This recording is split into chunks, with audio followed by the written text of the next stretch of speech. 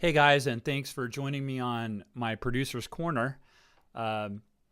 Today I'm going to be talking about pitch correction. And there are a lot of opinions in the world about pitch correction, how to do it, how not to do it, what tools to use. And I have to say this, and I'll probably say this multiple times. There is no one right way for any of this in this mixing world, in the production world. There's no right way.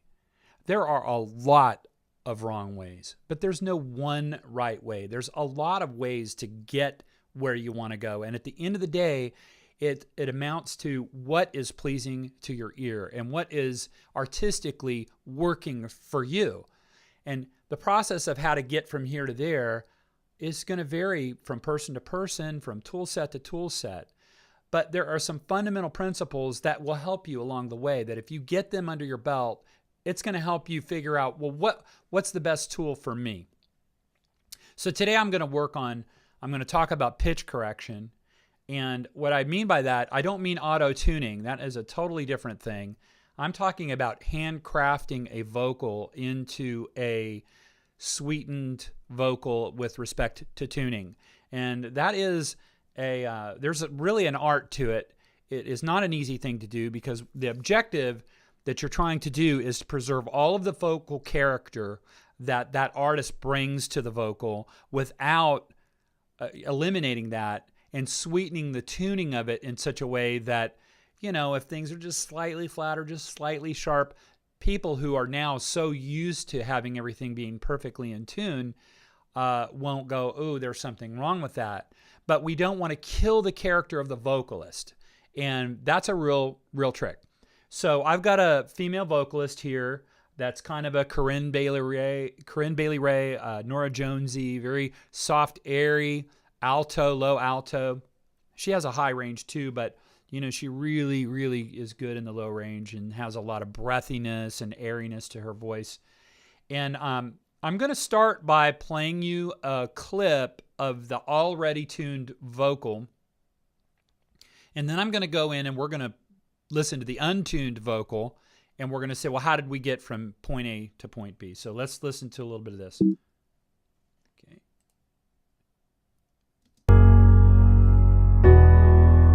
Before a word is ever spoken, you know what I'm gonna say. Somehow I know what you're thinking, even when you look away. We're just travelers on a journey, impossible to separate. Okay, now what you were looking at scrolling by was actually the tuned vocal. This is the tuning profile of the tuned vocal. And if I look at it, one of the things that you'll really notice, let me expand it out a little bit, is that it's not perfect. It's far from it. And there's a lot of character that is left in at the beginning and endings of phrases or diphthongs or pitch changes. There's even kind of weird, nasty stuff in there, but it may look nasty, but if it doesn't sound nasty, it isn't necessarily nasty, okay? Then there are times where the tops of these long pitch duration holds are fairly flat, and then there are other times where they're allowed to move a little bit, but the center pitch, the average pitch that I'm listening to, is going to deliver that pitch that I'm expecting to hear, okay? And of course, any new notes that would be out of tune or the wrong note are fixed here as well. So if we look at this, there's a lot of characters, a lot of artifacts in this vocal that are left alone. All right, now let's go look at the untuned version of this thing. All right. And admittedly, it should look a lot nastier. Let me Okay. All right, so there's a few things that we're going to make sure I'm monitoring this one. I'm not. I'm monitoring the good one. That would be very confusing.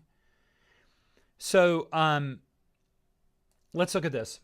A couple of things that I notice right off the bat. First thing is the center pitch of this vocal is above the center line of that staff line. This E flat 3 here, most of the vocal is slightly sharp of that. So there's a few things I can do. One thing I can do, but one thing I can do is just kind of like pull that in. And by the way, let me back up for 1 second and say that I'm using Digital Performer 9.5. What are we doing? 9.51. And I think it was 9.5. They brought in this new algorithm, the ZTX format and ZTX standard. The ZTX algorithms are new.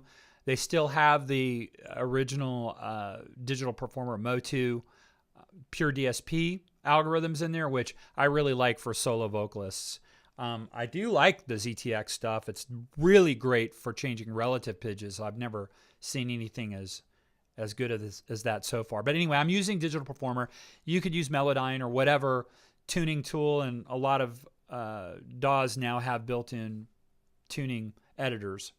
But Digital Performer has a really nice built-in tuning editor, and it's right in the track lanes. Okay, so I can pick my track.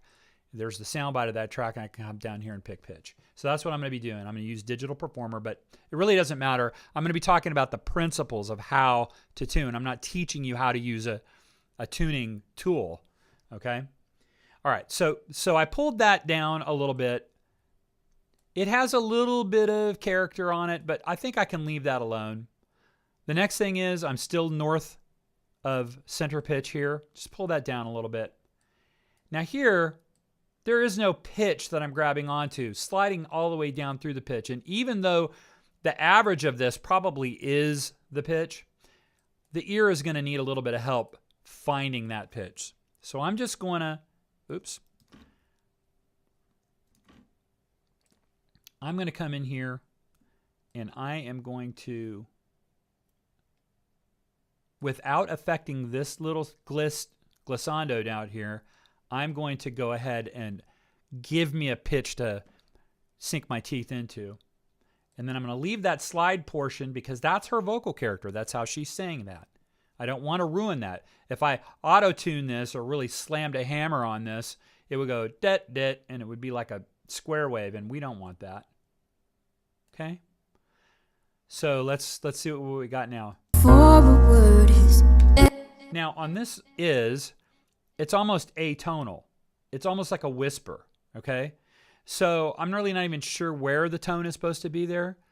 I'm not going to mess with it. There's so much variation in it that if I go in here and adjust it, it's going to sound so weird that it's not worth doing. So we can just let that be kind of like a talked word and just let it go. For a word is ever spoken. Okay, ever really has a lot of problems. Let's fix that. Now, this vocal has already been comped, so that makes the assumption that this is the best section of that. And although I might have a better section of this, I don't really know. I'm not going to talk about comping vocals right now. But let me listen to that. I don't think she meant to come down on that note. I don't think she meant to do a transitional note either. So what I'm going to do, I'm just going to leave the slide up part till right about where it crosses center pitch. Then I'm going to smooth that whole thing out. And on Digital Performer, it is Alt, left click, drag. Okay. And the other thing is this guy's going to be south of, it's going to be flat. Just pull him up a little bit, but let's leave that slope in there. Okay. Even this dip might be okay. So let's leave that there. And just kind of straighten that out a little bit, okay? All right. This guy is probably this B flat. This is fine. Got this up slope. She does this. She overshoots a little bit and then comes in on her pitch. Now, I'm going to do something here. Actually, look at this whole pitch section right here. Let's listen to it. Ever spoken, you It's okay. It's almost like a little vibrato. ever spoken. You I like it. I'm going to leave it alone. So if it sounded good and it sounded in pitch, and I know that the average pitch here is correct, because if I looked at I don't want to get calculus-y on you here, but if I really looked at the area under the curve, I would say that the average pitch here is fairly well centered, okay? All right, we'll talk about vibrato in a little bit.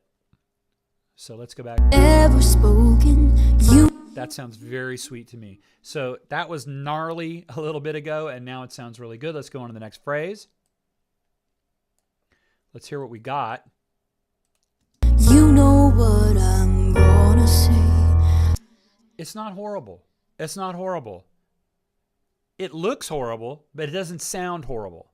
Now let's go look at what's wrong with it and see if there's anything we can do to it to just edge it into a little bit better.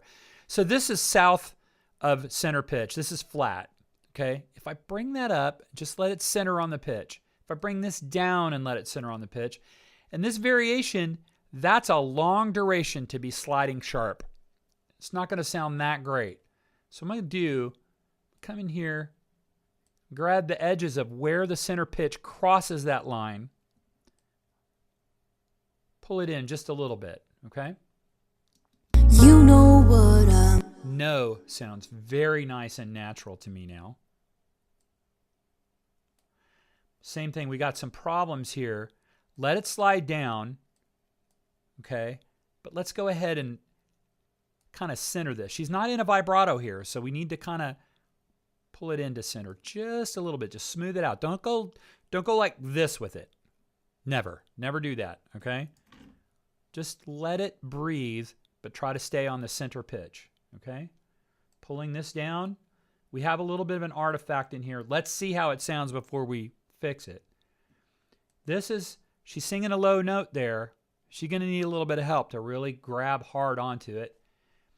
Right here, I got to listen to this and figure out what note she's trying to sing there.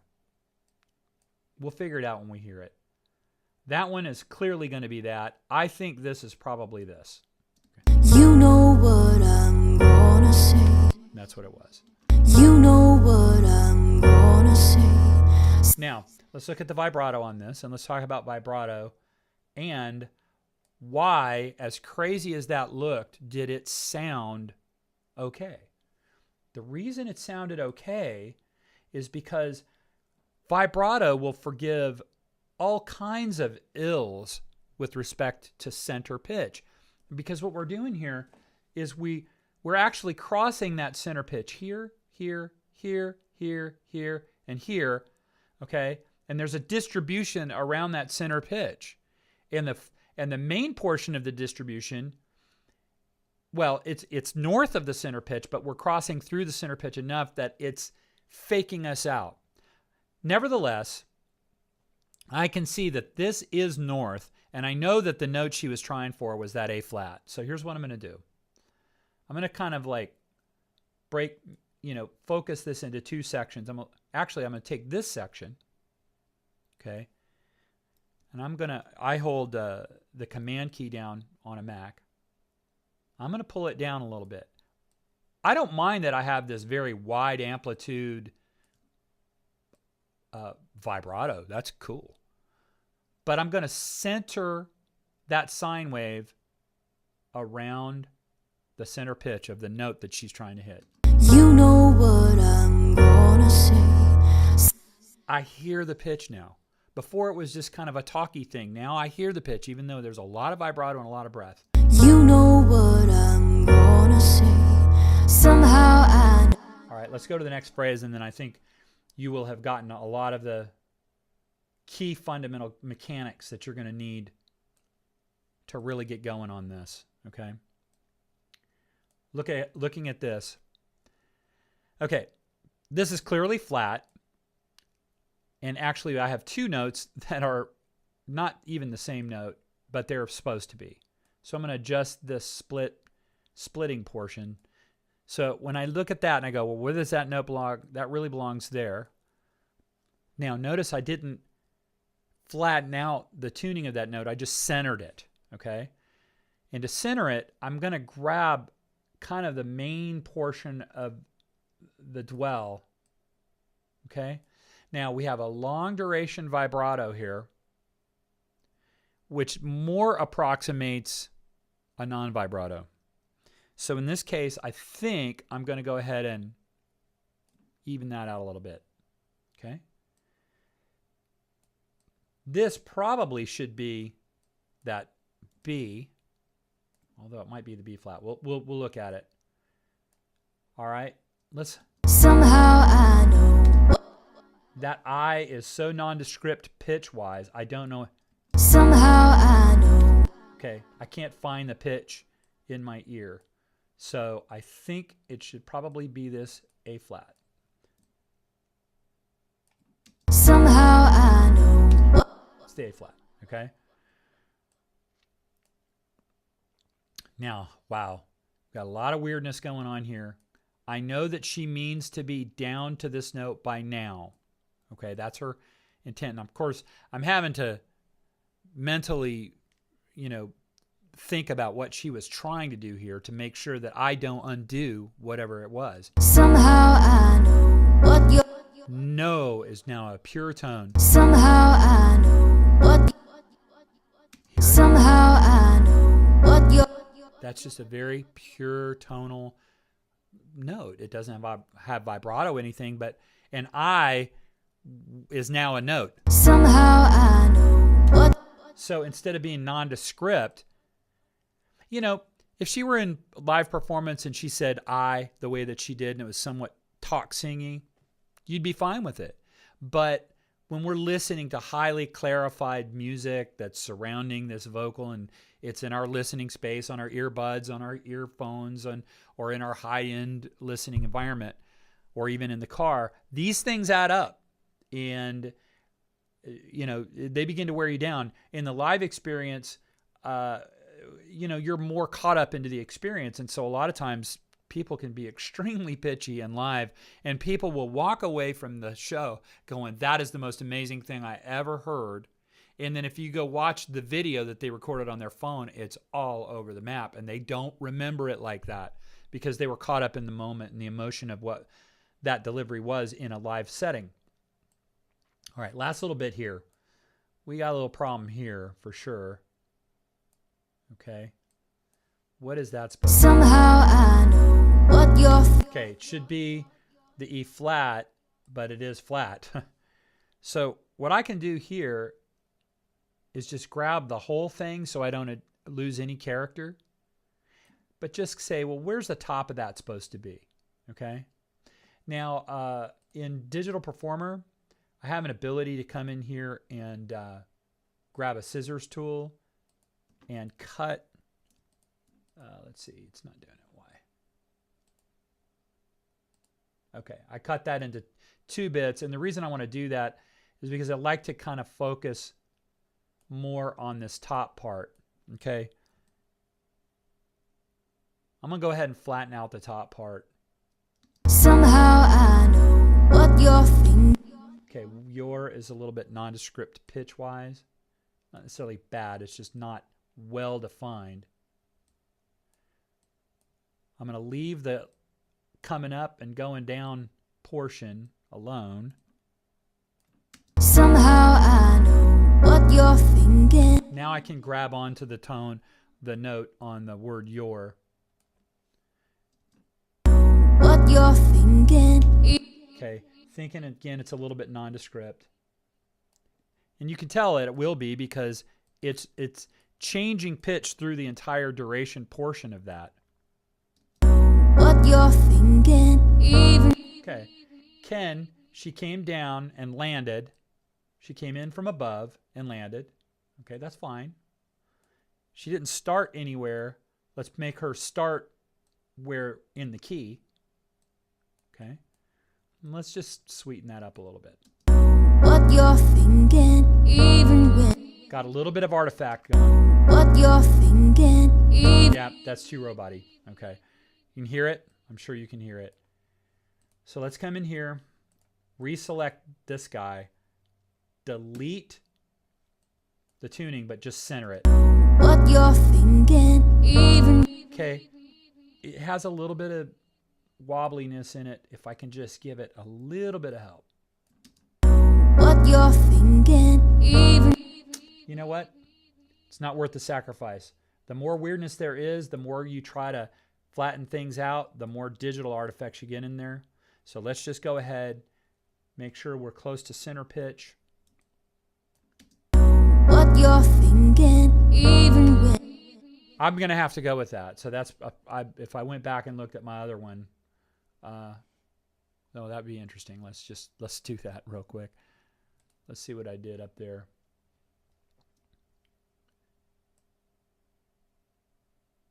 Yeah, I pretty much left it alone. So my instincts were right. Just kind of leave it alone. Looks like I pulled it in just a tad, but.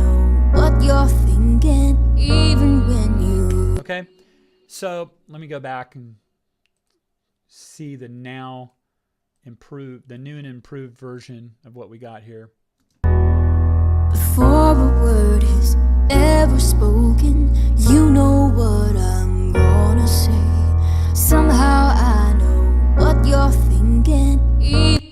Okay, that sounds a lot better to me than what we had. Not that what we had sounded bad, but this sounds better, and it sounds professional, and it doesn't sound fake, and it doesn't have a lot of artifact. It just really doesn't have any artifacts that I can tell in it, and that's what we want to do. And if we're going to sell this thing, this is what we have to do. And it's time consuming. Tuning a vocal for me, comping, creating a composite vocal on a full song usually takes me 2 to 3 hours, maybe 2 hours. And then I never tune until after I've comped the vocal. And then the tuning process probably takes about another 2 to 3 hours, 4 hours.